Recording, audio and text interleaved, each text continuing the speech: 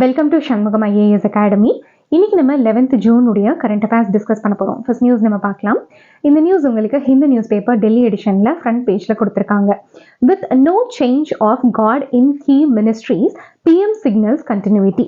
So இப்போ ரீசெண்டாக நம்மளுடைய பிரைம் மினிஸ்டர் நரேந்திர மோடி இவர் மினிஸ்டர்ஸோடைய அந்த போர்ட்ஃபோலியோவை அலோகேட் பண்ணியிருக்காரு. அண்ட் இந்த அலோகேஷன்லேருந்து ஒரு விஷயம் என்ன கிளியராக தெரியுது அப்படின்னா, பாலிசியில் எந்த விதமான மாற்றமும் இல்லை அப்படின்றது நம்மளுக்கு தெரிய வருது.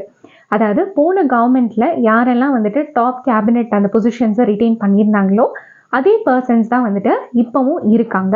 So it is a very clear signal that coalition கவர்மெண்ட்டாக இருந்தாலுமே இதுக்கு முன்னாடி என்ன பாலிசிஸ் அவங்க ஃபாலோ பண்ணிட்டு இருந்தாங்களோ அதே பாலிசிஸ் தான் இப்பவும் வரப்போகுது.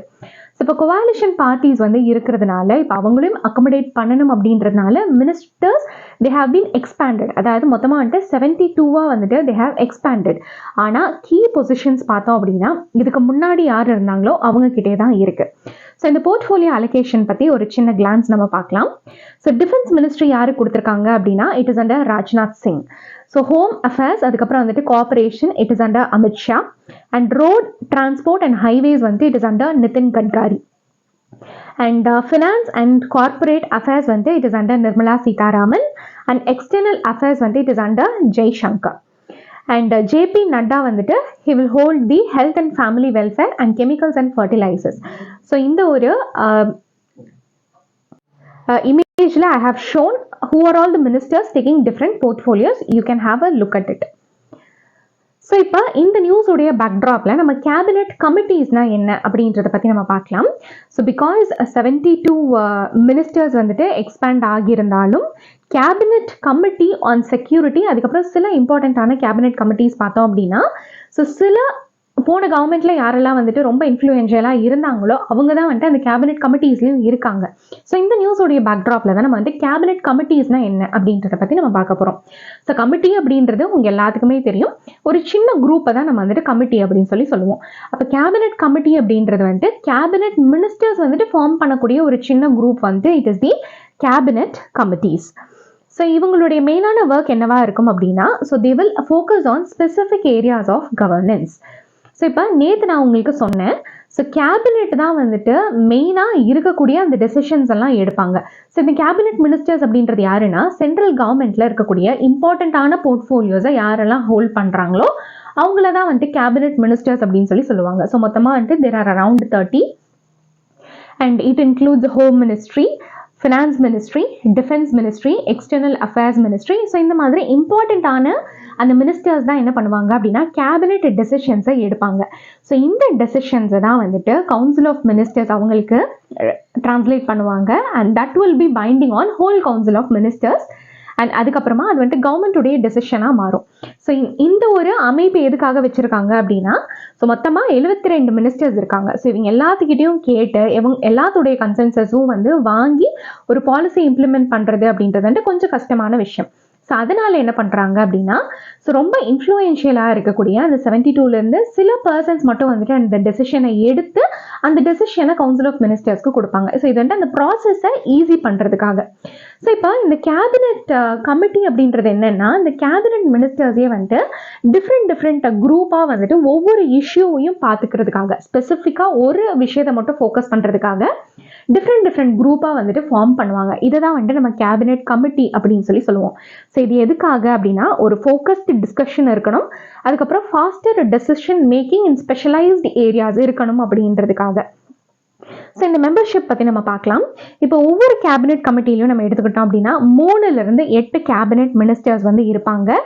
அண்ட் யூஸ்வலாக கேபினெட் மினிஸ்டர்ஸ் தான் இதனுடைய மெம்பர்ஸாக இருப்பாங்க. பட் சம்டைம்ஸ் அவுட்டர் மினிஸ்டர்ஸ் அதாவது கேபினெட்ல இல்லாத மினிஸ்டர்ஸும் இன்வைட்டீஸாக அதில் இருப்பாங்க. ஸோ இதில் வெறும் கேபினெட் மினிஸ்டர்ஸ் மட்டும்தான் இருப்பாங்கன்றது கிடையாது. ஸோ இன்விடேஷன் கொடுத்தாங்க அப்படின்னா மற்ற மினிஸ்டர்ஸும் they can join in it. So இப்போ ஒரு கமிட்டியில் பிரைம் மினிஸ்டர் மெம்பராக இருந்தார் அப்படின்னா அந்த கமிட்டியோடைய ஹெட்டு எப்போதுமே பிரைம் மினிஸ்டராக தான் இருப்பார். ஸோ இப்போ இருக்கக்கூடிய எக்ஸிஸ்டிங் கேபினெட் கமிட்டிஸ் என்னென்ன அப்படின்றத பற்றி நம்ம பார்க்கலாம். மொத்தமாக 8 கேபினெட் கமிட்டிஸ் இப்போ ப்ரெசென்ட்டாக இருக்குது. அது என்னென்ன அப்படின்னா it is appointments committee of the cabinet, Cabinet Committee on Economic Affairs, Cabinet Committee on Political Affairs, Cabinet Committee on Investment and Growth, Cabinet Committee on Security, Cabinet Committee on Parliamentary Affairs, Cabinet Committee on Employment and Skill Development. So இது வந்துட்டு ரீசெண்டாக கொண்டு வந்திருக்காங்க. So this was an innovation. It was brought in 2019. And அடுத்து வந்துட்டு cabinet committee on accommodation. So இப்போ இருக்கக்கூடிய 8 committees வந்துட்டு இதுதான். ஸோ இந்த கமிட்டிஸுடைய ஹெட் யாராக இருப்பாங்க அப்படின்னா கேபினட் கமிட்டி ஆன் அக்கமடேஷன், அதுக்கப்புறம் cabinet committee on parliamentary affairs. இந்த 2 கமிட்டிஸ்க்கு மட்டும் பிரைம் மினிஸ்டர் ஹெட் கிடையாது. ஸோ மற்ற எல்லாத்துக்குமே பிரைம் மினிஸ்டர் தான் வந்துட்டு சேர்பர்சனாக இருப்பாங்க. ஸோ இப்போ கேபினட் கமிட்டி ஆன் செக்யூரிட்டி பற்றி நம்ம பார்க்கலாம். ஸோ இந்த கேபினட் கமிட்டியோடைய மெயினான ஒர்க் என்ன அப்படின்னா நம்மளுடைய கண்ட்ரியில் இருக்கக்கூடிய நேஷனல் செக்யூரிட்டி, அதுக்கப்புறம் டிஃபென்ஸ் பாலிசி ரிலேட்டட் டெசிஷன் மேக்கிங்கை இந்த கேபினட் கமிட்டி ஆன் செக்யூரிட்டி தான் வந்து எடுப்பாங்க. ஸோ இந்த ஒரு கமிட்டியில் பார்த்தோம் அப்படின்னா ரொம்ப இம்பார்ட்டண்ட்டாக இருக்கக்கூடிய மினிஸ்டர்ஸ் மட்டும்தான் இருப்பாங்க. ஸோ இதனுடைய members include prime minister. So prime minister தான் வந்துட்டு chair of the CCS. And அடுத்து வந்துட்டு எக்ஸ்டர்னல் அஃபேர்ஸ் மினிஸ்டர் இருப்பாங்க, and minister of home affairs, அதுக்கப்புறம் minister of finance and defence minister. So இப்போ நம்ம எல்லாத்துக்குமே தெரியும், ஸோ ஃபாரின் பாலிசி டெசிஷன்ஸ் வந்து எடுப்பாங்க, இம்ப்ளிமெண்ட் பண்ணுவாங்கன்றது. ஆனால் அட் ஹை லெவலில் யார் முடிவு பண்ணுவாங்க அப்படின்னா இந்த சிசிஎஸ் தான் முடிவு பண்ணுவாங்க. ஸோ நேற்று கூட நம்ம கரண்ட் அஃபேர்ஸில் பார்த்தோம், ஐபிஇஎஃப் ஃப்ரேம் ஒர்க்கில் வந்துட்டு 3 அக்ரிமெண்ட்ஸ் வந்து சைன் பண்ணியிருக்காங்க. ஸோ டொமஸ்டிக்காக அது வந்து இன்னும் அப்ரூவ் பண்ணப்படலை அப்படின்னு சொல்லி நம்ம சொன்னோம் இல்லையா. ஸோ அந்த டெசிஷனை யார் எடுப்பாங்க அப்படின்னா இந்த சிசிஎஸ் தான் எடுப்பாங்க. So because that is related to national security and also it is related to the foreign policy. So அப்போ இவங்க தான் வந்து அந்த டெசிஷனை எடுப்பாங்க. அண்ட் ஒன்ஸ் அது எடுத்ததுக்கு அப்புறமா that will B communicated to them. So அடுத்த நியூஸ் நம்ம பார்க்கலாம். இந்த நியூஸும் உங்களுக்கு ஹிந்து பேப்பர் டெல்லி எடிஷனில் கொடுத்துருக்காங்க. PM Kisan Nidhi instalment released to 9.3 crore farmers. So நம்மளுடைய பிரைம் மினிஸ்டர் நரேந்திர மோடி இவர் வந்துட்டு ஸ்வான் பண்ணதுக்கு அப்புறமா அவருடைய ஃபர்ஸ்ட் டெசிஷன் என்ன அப்படின்னா 17th instalment of PM Kisan நிதி. ஸோ இதை வந்துட்டு இவர் ரிலீஸ் பண்ணியிருக்காரு.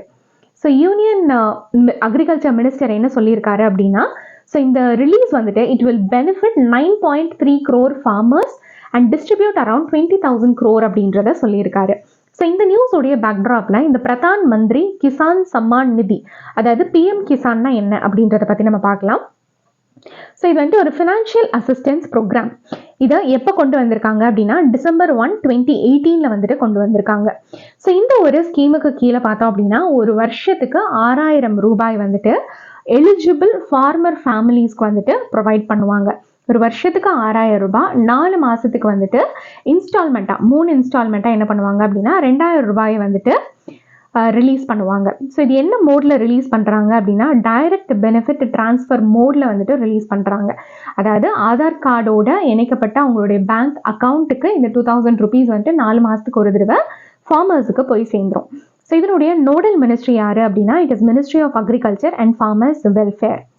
ஸோ இந்த பிஎம் கிசானுடைய மெயினான அப்ஜெக்டிவ் என்ன அப்படின்னா ஸோ இப்போ ஃபார்மர்ஸ்க்கு வந்துட்டு நிறையா பண தேவைகள் இருக்கும் இல்லையா. ஸோ இப்போ அவங்க வந்துட்டு அக்ரிகல்ச்சர் அந்த சோயிங் வந்துட்டு ஸ்டார்ட் பண்ணுறதுக்கு முன்னாடி அவங்களுக்கு வந்துட்டு சீடு வாங்க வேண்டிய நீட் இருக்கும், அதே மாதிரி ஃபர்டிலைசர்ஸ் வாங்க வேண்டிய நீட் இருக்கும். ஸோ அந்த மாதிரி டைமில் அவங்க என்ன பண்ணுவாங்க அப்படின்னா மணி லெண்டர்ஸ் கிட்ட போவாங்க. ஸோ மணி லெண்டர்ஸ் கிட்ட பணம் வாங்கிட்டாங்க அப்படின்னா ஸோ அவங்க ப்ரொடியூஸ் பண்ணக்கூடிய அந்த அவுட்புட்டை மணி லெண்டர்ஸ்க்கு தான் வந்துட்டு செல் பண்ணுற மாதிரி இருக்கும். ஸோ அதனால் கவர்மெண்ட் என்ன பண்ணுறாங்க அப்படின்னா அந்த இன்புட்ஸை அவங்க வாங்குறதுக்காக இந்த 2,000 rupees ஃபார் 4 months இதை வந்துட்டு அவங்க கொடுக்குறாங்க. ஸோ அது மட்டும் இல்லாமல் ஸோ அக்ரிகல்ச்சர் அப்படின்றது ஆல் த்ரூ த இயர் வந்துட்டு நடக்கக்கூடிய ஒரு ஜாப் கிடையாது. ஸோ அப்போ அவங்களுடைய இன்ட்ரம் டைம் பீரியட், அந்த அக்ரிகல்ச்சர் இல்லாத டைம் பீரியடில் வந்துட்டு அவங்களுக்கு பண தேவை இருக்கும் இல்லையா. ஸோ அவங்களுடைய அந்த டொமஸ்டிக் நீட்ஸையும் மீட் பண்ணுறதுக்காக இந்த ஒரு அமௌண்ட்டை அவங்களால யூஸ் பண்ணிக்க முடியும். ஸோ இதனுடைய பேட்டர்ன் ஆஃப் ஃபண்டிங் பார்த்தோம் அப்படின்னா இது வந்துட்டு ஒரு central sector scheme with 100% funding from the central government.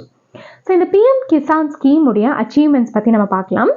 So இப்போ ரிலீஸ் பண்ணுறது வந்துட்டு it is the 17th instalment. இதுக்கு முன்னாடி வரைக்கும் வந்துட்டு 16 இன்ஸ்டால்மெண்ட்ஸ் வந்துட்டு கொடுத்துருக்காங்க.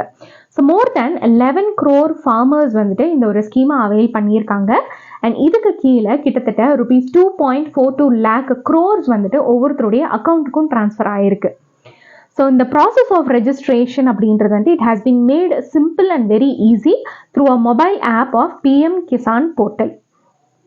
ஸோ இந்த ஒரு ஸ்கீமில் பார்த்தோம் அப்படின்னா கிரீவியன்ஸ் ரெட்ரஸலுக்கும் வந்துட்டு இந்த போர்ட்டலில் ப்ரொவைட் பண்ணியிருக்காங்க. அதே மாதிரி there is also a help desk. So இது வரைக்கும் மோர் தேன் 13.5 lakh கிரீவியன்சஸ் வந்துட்டு கன்சர்ன்டு ஸ்டேட் அத்தாரிட்டிஸ்னால அட்ரஸ் பண்ணப்பட்டிருக்கு. ஸோ அடுத்த நியூஸ் நம்ம பார்க்கலாம். இந்த நியூஸ் உங்களுக்கு இன் ப்ரீஃபில் கொடுத்துருக்காங்க. Wild animal in Rashtrapati Bhavan a house cat says police. So உங்கள் எல்லாத்துக்குமே வந்துட்டு இந்த ஒரு நியூஸ் ஸ்ப்ரெட் ஆகிருக்கும் through social media. So because so BJP எம்பியான துர்கா தாஸ் உய்கே, ஸோ இவங்களுடைய ஓத் டேக்கிங் அந்த செரமனி வந்துட்டு that video it has went viral. Because அவர் ஓத் டேக்கிங் அப்போ அவருடைய அந்த பேக் சைடில் பார்த்தோம் அப்படின்னா ஒரு அன்னோன் க்ரீச்சர், ஸோ இது வந்துட்டு ஒரு பிக் கேட்னு நிறைய பேரால் சொல்லப்பட்டது. வேறாஸ் சம் ஆஃப் தெம் வந்துட்டு இது லெப்பர்ட் அப்படின்னு சொல்லி சொன்னாங்க. ஸோ அது வந்துட்டு போனது வந்துட்டு it has been recorded and it has went viral in the social media. So இந்த நியூஸோடைய பேக்ட்ராப்பில் நம்ம வந்துட்டு லெப்பர்டை பற்றி தான் வந்துட்டு பார்க்க போகிறோம். ஸோ லெப்பர்ட் அப்படின்றது வந்துட்டு it is the smallest of the big cat family. So big cat ஃபேமிலியில் பார்த்தோம் அப்படின்னா there are tiger, lion, jaguar, leopard and snow leopard. So மொத்தமாக வந்துட்டு 5 ஸ்பீஷீஸ் இருக்குது under the genus of panthera. And இதில் leopard தான் வந்துட்டு ஸ்மாலஸ்ட். ஸோ இதனுடைய மெயினான ஒரு யூனிக் ஃபீச்சர் என்ன அப்படின்னா வெரைட்டி ஆஃப் ஹேபிட்டட்ஸில் இதால் வந்துட்டு அடாப்ட் பண்ணிக்க முடியும். ஸோ இது வந்துட்டு ஒரு நாக்டர்னல் அனிமல், அதாவது மோஸ்ட்டாக நைட் டைமில் தான் வந்துட்டு ஆக்டிவாக இருக்கும். ஸோ இது வந்துட்டு ஹெர்பிவோரஸ் ஸ்பீஷீஸை வந்துட்டு ப்ரே பண்ணும். ஸோ லைக் சீட்டல், ஹாக்டீர், அதுக்கப்புறம் வந்துட்டு வைல்டு போர். ஸோ இதனுடைய அந்த டிஸ்ட்ரிபியூஷன் நம்ம எடுத்துக்கிட்டோம் அப்படின்னா இது வந்துட்டு சப்சஹாரன் ஆஃப்ரிக்காவில் இருக்கும். அதே மாதிரி in small parts of western அதுக்கப்புறம் சென்ட்ரல் ஏஷியாவில் நம்மளால் பார்க்க முடியும். On the Indian subcontinent to south east அதுக்கப்புறம் ஈஸ்ட் ஏஷியாவில் நம்மளால் இதை பார்க்க முடியும். ஸோ இந்தியன் சப்கான்டினென்ட்டில் இருக்கக்கூடிய அந்த ஸ்பீஷீஸ் பார்த்தோம் அப்படின்னா இட் இஸ் இந்தியன் லெப்பர்ட், அதாவது பாந்தேரா பார்டஸ் ஃபுஸ்கா. ஸோ இதனுடைய த்ரெட் நம்ம பார்த்தோம் அப்படின்னா poaching for illegal trade for skin, அதுக்கப்புறம் body parts, habitat loss and fragmentation and human leopard conflict. So conservation status நம்ம எடுத்துக்கிட்டோம் அப்படின்னா IUCN Red Listல it is under vulnerable, CITESல it comes under Appendix 1 and Indian Wildlife Protection Act of 1972ல it comes under Schedule 1. So அடுத்த news நம்ம பார்க்கலாம். இந்த news உங்களுக்கு தி Indian எக்ஸ்பிரஸில் கொடுத்துருக்காங்க. Lok Sabha elections 2024 on women's representation a step backwards. So இப்போ ரீசெண்டாக நம்மளுடைய இந்தியாவில் பார்த்தோம் அப்படின்னா விமன் ரிசர்வேஷன் பில் அப்படின்றது வந்துட்டு பாஸ் பண்ணியிருக்காங்க. ஆனால் அது எந்த விதத்துலேயும் இப்போ நடந்த அந்த லோக்சபா எலெக்ஷன்ஸில் வந்துட்டு அந்த ரிசல்ட்ஸில் அது வந்துட்டு ரிஃப்ளெக்ட் ஆகலை. So because of the 543 members only 74 women தான் வந்துட்டு எலெக்ட் பண்ணப்பட்டிருக்காங்க. It is just 13.6% of the 18th Lok Sabha. So இதை பற்றி நம்ம பார்க்கலாம். ஸோ இப்போ நிறைய பொலிட்டிக்கல் பார்ட்டிஸ் வந்துட்டு அனானிமஸாக இந்த ஒரு பில் பாஸ் ஆகிறதுக்கு வந்து சப்போர்ட் பண்ணாங்க. ஸோ அது மட்டும் இல்லாமல் அவங்களுடைய பொலிட்டிக்கல் ரேலிஸை விமனுடைய அந்த எம்பவர்மெண்ட் அண்ட் விமனுடைய இஷ்யூஸை வந்துட்டு மையப்படுத்தி பேசியிருக்காங்க. ஆனால் ஒரு கன்சர்ன் தரக்கூடிய விஷயம் என்ன அப்படின்னா விமன் வந்துட்டு they R viewed as voters and beneficiaries rather than potential leaders. So association for democratic reforms உடைய டேட்டா படி நம்ம பார்த்தோம் அப்படின்னா 2024 எலெக்ஷன்ஸில் வந்துட்டு there were only 9.6% of the total candidates they were women. So இது வந்துட்டு போன வருஷம் அதாவது போன லோக்சபா எலெக்ஷன்ஸை விட கொஞ்சம் இன்க்ரீஸ் ஆயிருக்கு. அதாவது 2019ல் இட் இஸ் 9%, ஆனால் இப்போ இந்த டைம் நடந்த லோக்சபா எலெக்ஷன்ஸில் இட் இஸ் 9.6%. ரொம்ப ஸ்லைட்டாக தான் வந்துட்டு இன்க்ரீஸ் ஆயிருக்கு. ஸோ இப்போ விமனுடைய பொலிட்டிக்கல் பார்ட்டிசிபேஷன் அப்படின்றது ரொம்ப லோவாக இருக்குது. ஸோ இதுக்கு ரீசன்ஸ் என்ன அப்படின்றத பற்றி நம்ம பார்க்கலாம்.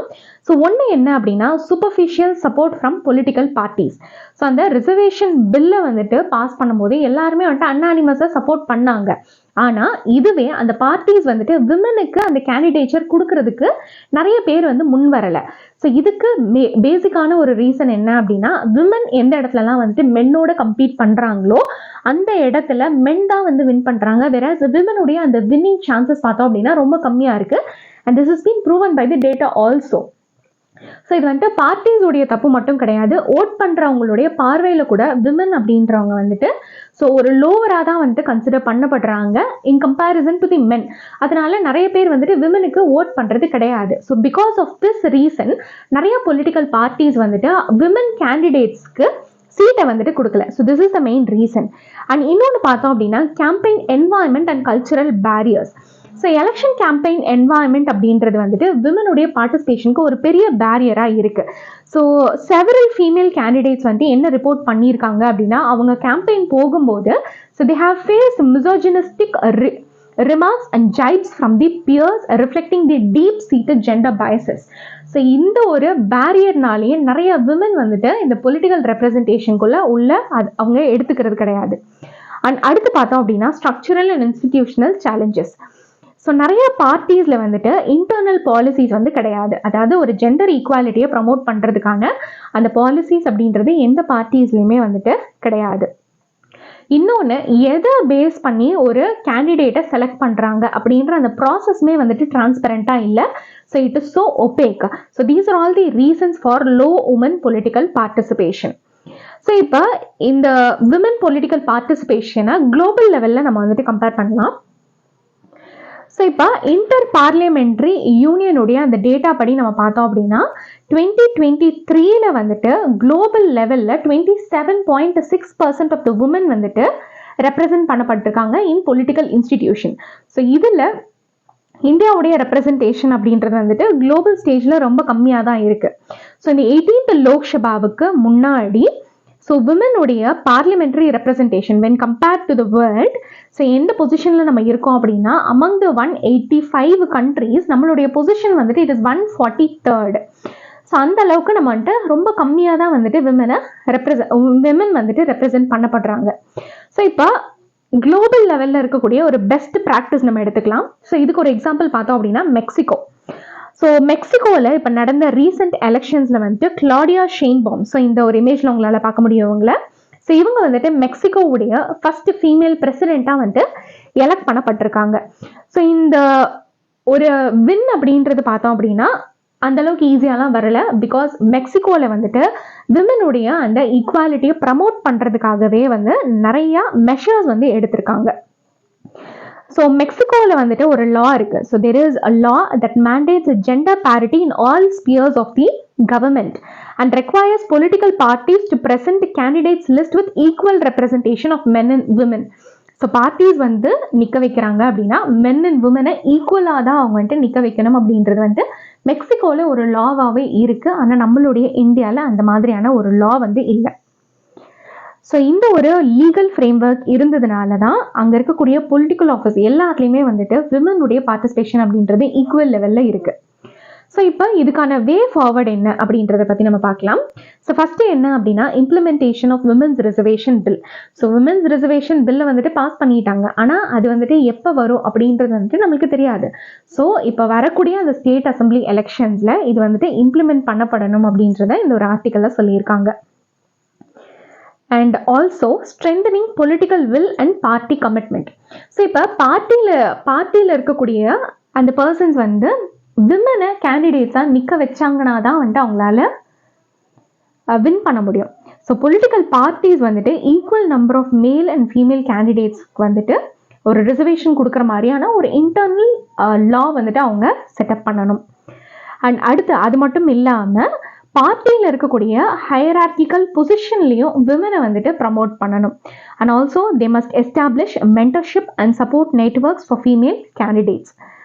அண்ட் அடுத்து பார்த்தோம் அப்படின்னா இன்டர்நேஷ்னல் லெவலில் நிறைய பெஸ்ட் ப்ராக்டிசஸ் இருக்குது. அந்த ப்ராக்டிசஸ் வந்துட்டு they have to adopt like in Mexico, Rwanda, அதுக்கப்புறம் வந்துட்டு நார்டிக் நேஷன்ஸ். ஸோ இந்த கண்ட்ரிஸ் எல்லாமே வந்துட்டு விமனுடைய பொலிட்டிக்கல் ரெப்ரசன்டேஷனில் சிக்னிஃபிகன்ட் ஸ்ட்ரைட்ஸ் வந்து அடைஞ்சிருக்காங்க. ஸோ இதை வந்துட்டு ஒரு எக்ஸாம்பிளாக நம்ம எடுத்துகிட்டு அதையும் நம்மளுடைய இந்தியாவில் கொண்டு வரதுக்கு நம்ம ட்ரை பண்ணணும். ஸோ அடுத்த நியூஸ் நம்ம பார்க்கலாம். இந்த நியூஸ் உங்களுக்கு NDTVயில் கொடுத்துருக்காங்க. Australian cryonics firm freezes first client in hopes of bringing him back to life in future. So இப்போ ரீசெண்டாக சதர்ன் கிரையோனிக்ஸ் அப்படின்ற ஒரு ஆஸ்திரேலியன் கம்பெனி வந்துட்டு அவங்களுடைய ஃபர்ஸ்ட் கிளையண்ட்டுடைய பாடியை வந்து ஃப்ரீஸ் பண்ணியிருக்காங்க. ஸோ எதுக்காக ஃப்ரீஸ் பண்ணியிருக்காங்க அப்படின்னா ஃபியூச்சரில் சயின்ஸ் வந்து டெவலப் ஆகும்போது ஸோ அந்த ஒரு பர்சனை வந்துட்டு மறுபடியும் உயிரோட கொண்டு வரலாம் அப்படின்ற அந்த ஒரு ஹோப்போடு தான் அவங்களுடைய பாடியை வந்துட்டு ஃப்ரீஸ் பண்ணியிருக்காங்க. ஸோ அந்த ஃபர்ஸ்ட் கிளையண்ட் வந்துட்டு it was 80-year-old man. So he was tight in May 2024 at the hospital in Sydney. So cryonics அப்படின்றது என்னன்னா, it involves keeping the human body at cryogenic temperatures, அதாவது -°C வந்துட்டு வைப்பாங்க. That is -196 degree Celsius. So அந்த மாதிரி நம்ம வந்துட்டு freeze பண்ணும்போது, இப்போ ஃபியூச்சரில் சயின்ஸ் டெவலப் ஆகும்போது, ஸோ நம்மளால் அந்த சயின்ஸை யூஸ் பண்ணி அந்த செல்ஸில் நடந்திருக்க அந்த ஏஜிங் அண்ட் டிசீஸை, அந்த மாலிகுலர் டேமேஜை நம்மளால் ரிப்பேர் பண்ண முடியும் அப்படின்னு சொல்லி scientist they are believing. And அவரை மறுபடியும் உயிரோடு கொண்டு வரதுக்காக தான் இந்த ஒரு ஃப்ரீசிங்கை பண்ணியிருக்காங்க. ஸோ இந்த ப்ராசஸை பற்றி நம்ம பார்க்கலாம். ஸோ இந்த ப்ராசஸில் இனிஷியலாக என்ன பண்ணுவாங்க அப்படின்னா, அந்த மேனுடைய பாடியை ஒரு 6°C வித் ஐஸில் வந்துட்டு கூல் பண்ணுவாங்க using heart lung bypass machine. So இது மூலயமா என்ன பண்ணுவாங்க அப்படின்னா, ஒரு ப்ரிசர்விங் சொல்யூஷனை வந்துட்டு அந்த பாடி ஃபுல்லாக வந்துட்டு ஃப்ளோ பண்ண விடுவாங்க. அண்ட் அடுத்து வந்துட்டு இந்த பாடியை வந்துட்டு ஒரு ஸ்பெஷல் ஸ்லீப்பிங் பேக்கில் வந்துட்டு ரேப் பண்ணி that will be packed in dry ice. So அப்படி பேக் பண்ணும்போது அந்த பாடி வந்துட்டு ஒரு -80°C அது வந்துட்டு போகும். அதுக்கப்புறமா கிராஜுவலாக அதனுடைய டெம்பரேச்சரை -200°C ஒரு கூலிங் சேம்பரில் வந்துட்டு கூல் பண்ணுவாங்க. அதுக்கப்புறமா that will be placed in a pot. And யூஸ்வலாக பர்சன்ஸ் வந்துட்டு அப்சைட் டவுனாக ஒரு ஸ்பெஷலைஸ்டு டேங்க்ல வந்து வச்சுருப்பாங்க. அண்ட் இந்த ஒரு ப்ராசஸ் வந்துட்டு ஒரு ஃபியூச்சர் மெடிக்கல் சயின்ஸை வந்துட்டு இம்ப்ரூவ் பண்ணுற மாதிரி இருந்தாலும், ஸோ இதில் வந்துட்டு நிறையா எத்திக்கல் ஆஸ்பெக்ட்ஸும் வந்துட்டு இன்வால்வ் ஆகுது. லைக் ஒரு ஹோல் ஹியூமன் பாடியை இறந்து போனவரை மறுபடியும் கொண்டு வரணுமா அப்படின்ற மாதிரியான நிறைய எத்திக்கல் ஆஸ்பெக்ட்ஸ் எல்லாம் இருக்குது. ஸோ அடுத்த நியூஸ் நம்ம பார்க்கலாம். இந்த நியூஸ் உங்களுக்கு டவுன் டு எர்த்தில் கொடுத்துருக்காங்க. Bad news for Indian crows in Kenya. Country owes to kill 1 million of them in next 6 months.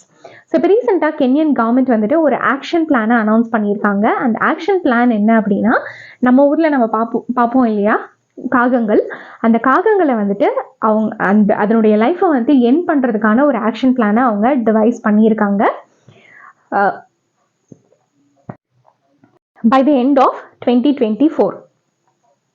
So இந்த டெசிஷனை அவங்க எதுக்காக எடுத்திருக்காங்க அப்படின்னா, இந்த இந்தியன் க்ரோஸ் வந்துட்டு they are posing a variety of ecological problems. So அதனால தான் இந்த ஒரு டெசிஷனை எடுத்திருக்காங்க. ஸோ இது வந்துட்டு முதல் முறை கிடையாது. 20 வருஷத்துக்கு முன்னாடி இதே மாதிரியான ஒரு விஷயத்த பண்ணியிருக்காங்க.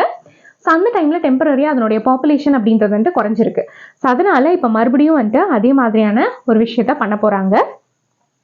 ஸோ இந்த இந்தியன் க்ரோஸ் வந்துட்டு அப்படி என்னதான் பண்ணுது அப்படின்றத பற்றி நம்ம பார்க்கலாம்.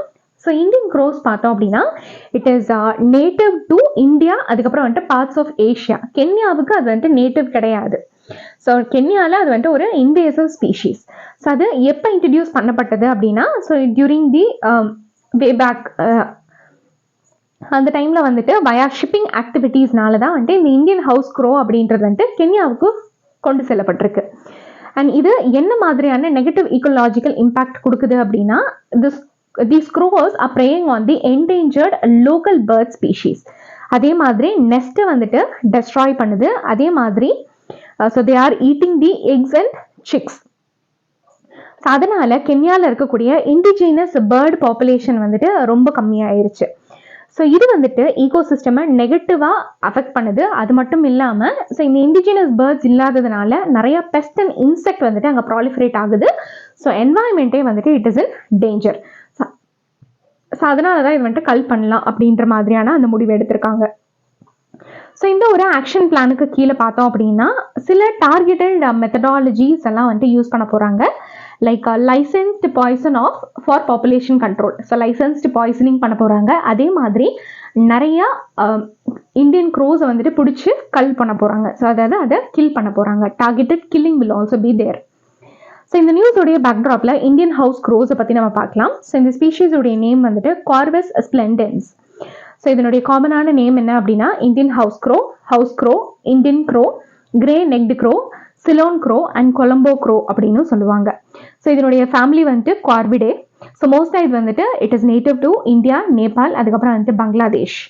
அண்ட் இதனுடைய கன்சர்வேஷன் ஸ்டேட்டஸ் பார்த்தோம் அப்படின்னா, IUCN ஸ்டேட்டஸில் it is least concerned and wild life protection ஆக்டில் இட் இஸ் Schedule 2. ஸோ இப்போ இதுக்கு முன்னாடி ஒரு சர்வே கூட நடத்தினாங்க. அந்த சர்வேல வந்துட்டு என்ன கண்டுபிடிச்சிருக்காங்க அப்படின்னா, அமங் த பேர்ட் பாப்புலேஷன் நம்ம காமனாக பார்க்கக்கூடிய அந்த பேர்ட்ஸுடைய பாப்புலேஷன் வந்துட்டு ரொம்ப கம்மியாக இருக்குது அப்படின்றது வந்துட்டு இந்தியாவில் ஒரு சர்வே எடுத்தாங்க, அதில் சொல்லியிருக்காங்க. ஸோ இதில் பார்த்தோம் அப்படின்னா பீஹன், அதுக்கப்புறம் வந்துட்டு க்ரோஸுடைய பாப்புலேஷன், நம்ம இதெல்லாம் வந்துட்டு காமனாக பார்க்குற பேர்ட்ஸாக இருந்தாலுமே இதனுடைய பாப்புலேஷன் வந்து கம்மியாக இருக்குன்றத சொல்லியிருக்காங்க. ஸோ இந்தியாவில் இதனுடைய பாப்புலேஷன் இட் இஸ் டிக்ரீசிங், வேறாஸ் கென்யாவில் அதனுடைய ப்ராப்ளம் வந்துட்டு it is increasing. So this is all about today's important current affairs. நாளைக்கு இன்னொரு செட் ஆஃப் கரண்ட் அஃபேர்ஸோடு நான் உங்களை மீட் பண்ணுறேன். Till then, keep watching our channel. Thank you.